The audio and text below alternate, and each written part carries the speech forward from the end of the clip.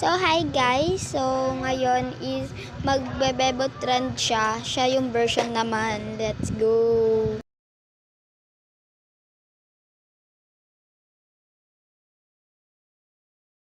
So guys, panoorin nyo kung paano ko ginawa and paano ko siya minake-upan. So yung make-up na yan guys is inano ko muna siya, pinaikli ko na lang para madali, di ba?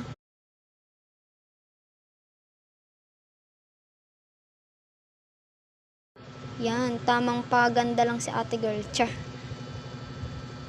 Yan, tuwang-tuwa siya dahil nagawa niya, syempre. So yan guys, may make-upan ko na siya niyan. Ay hindi pa pala dye. Kasi dye, hindi tugma. Inulit pa, so make-upan na natin siya.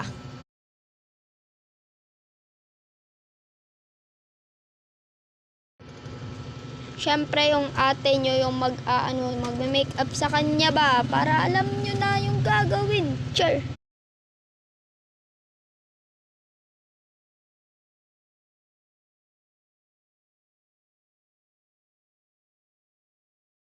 So yan nga guys is gagawin niya na yan.